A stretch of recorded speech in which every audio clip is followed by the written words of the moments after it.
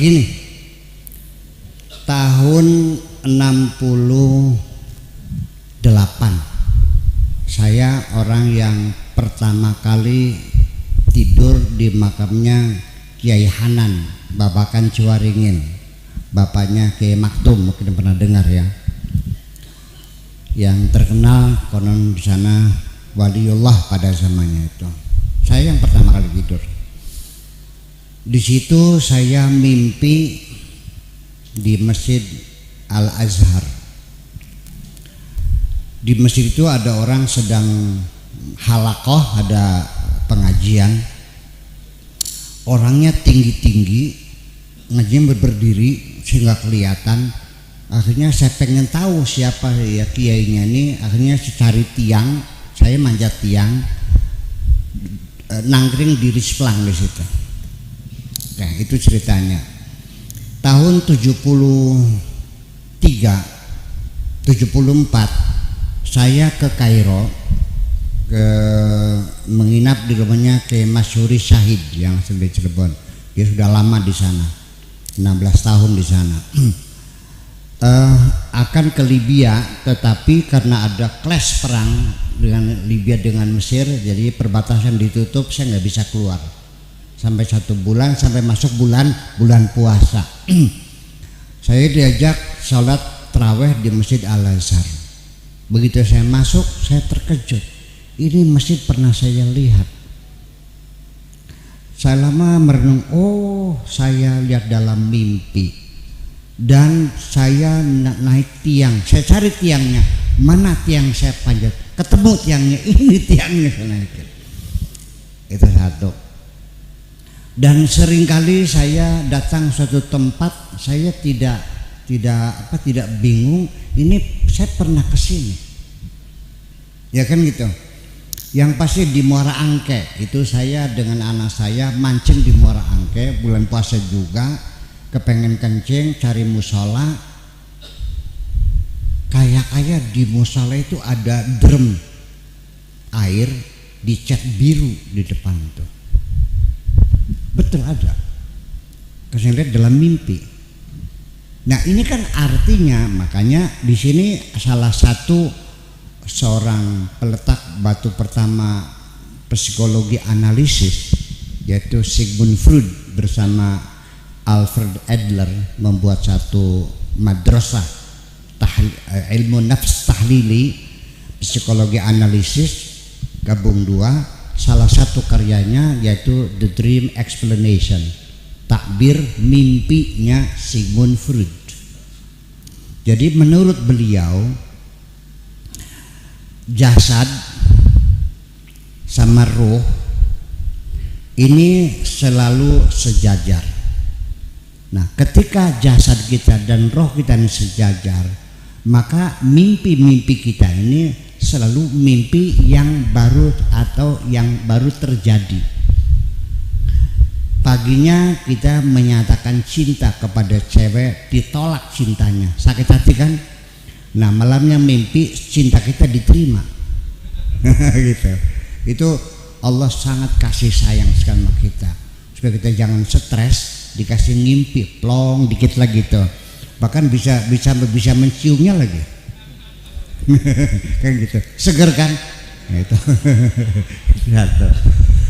Nah, tetapi kadang-kadang ini jasad kita ke depan, roh kita ke belakang.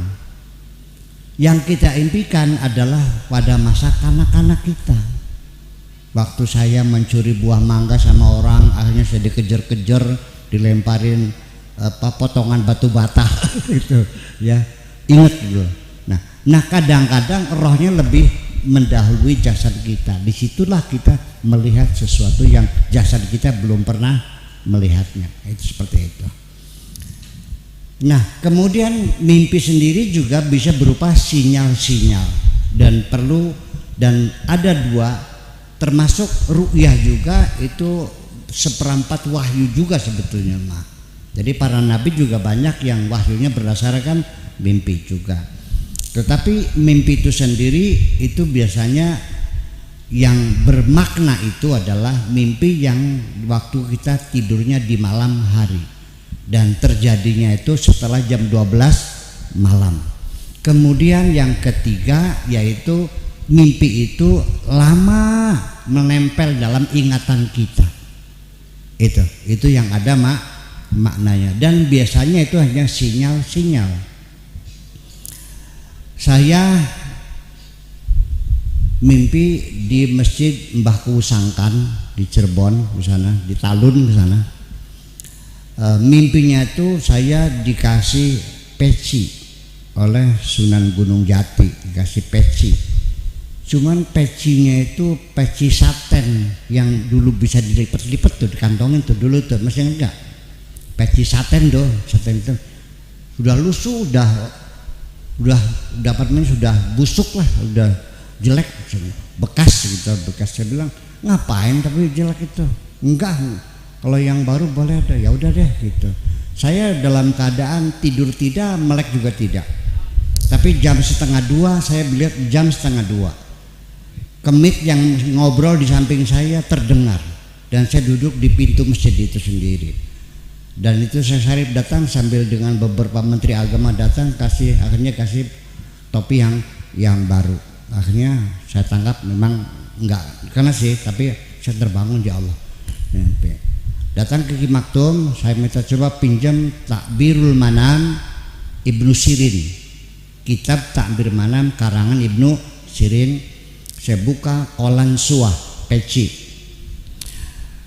Mimpi bikin peci maknanya begini, mimpi melihat peci maknanya begini, mimpi pakai peci, pecinya jatuh, mimpi ada orang ngasih naruh peci, mimpi ada orang kehilangan peci, mimpi sampai akhirnya dapat peci baru dan dapat peci lama. Dapat peci lama artinya saya nanti akan meneruskan karya-karyanya orang lain, meneruskan pondok pesantrennya kiai besar zaman dulu. Karena ininya pecinya baru, maka saya harus membuat pesantren baru dari nol. Betul nggak? Nah sekarang itu di sawah itu dulunya tempatnya perempuan, ya gitulah. Ya, baru dari tata ruka awal. Karena dulu saya menolak peci yang lama. Itu maknanya ada artinya semuanya. Nah itu antara roh dan jasad. Yang penting roh selalu ada dengan jasad, sekalipun dia tidur ataupun terjaga, tetap statusnya masih hidup statusnya. Hanya ketika itu organ tubuh kita dalam keadaan tidak berfungsi, maka kita dalam alam bawah sadar kita. Nah roh itu sendiri, banyak orang belajar roh. Boleh enggak? Boleh. Allah tidak melarang. Allah hanya mengatakan yas'alunaka 'anir ruh ulir ruhu min amri rabbi. Mereka bertanya kepadamu tentang roh, katakan roh itu urusan Tuhanmu. Ini bukan berarti dilarang, tetapi di penghujungnya kita tidak akan bisa mengambil kesimpulan terakhir hakikat roh itu apa. Di Moskow dulu, di Rusia, ada eksperimen, orang lagi nazar, dimasukkan ke dalam peti kaca yang tebalnya itu 3 cm lah kacanya ini. Lagi nazar, masukkan, ditutup rapat, meledak kaca itu. Ya, berarti ada sesuatu yang keluar begitu.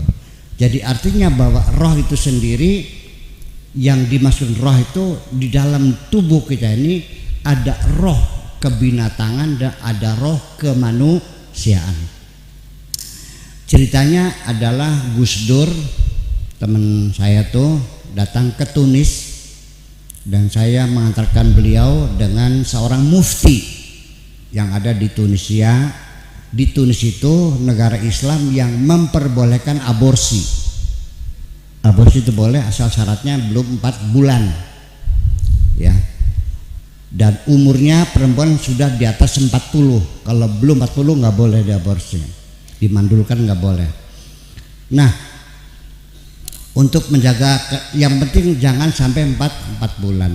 Gus Dur bertanya, alasannya apa aborsi itu boleh? Kan studi banding ke sana.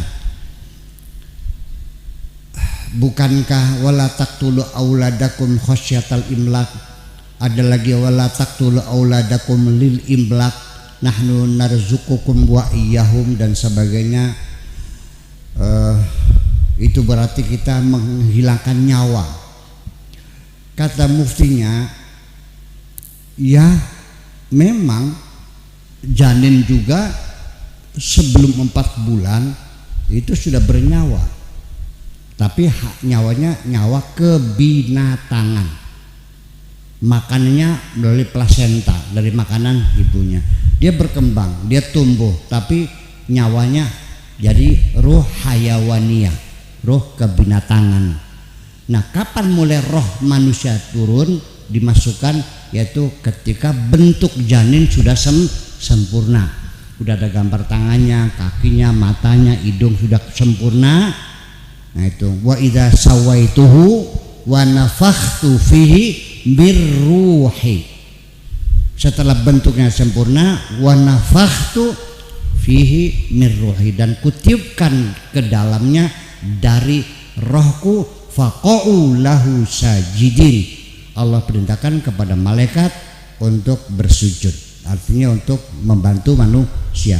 Baru roh manusia itu setelah ditiupkan, yaitu ketika sudah 4 bulan.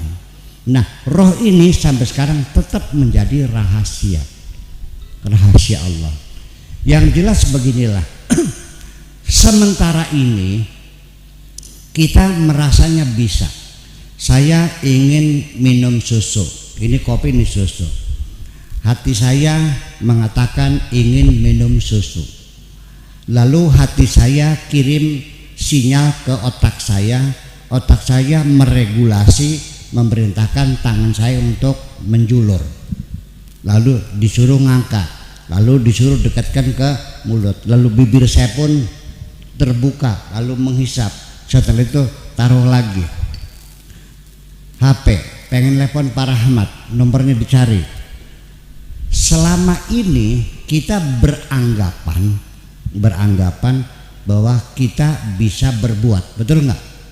Kita bisa ngangkat HP, saya bisa ngelempar HP, saya bisa minum, saya bisa duduk, semuanya bisa. Itulah manusia dalam ketidaksadarannya, dikiranya aku bisa, aku punya sesuatu, aku bisa berbuat apa saja. Nah, itulah makanya paling sulit orang untuk meyakinkan ada qada dan qadar Allah, paling sulit sekali. Karena manusia merasa aku bisa kok.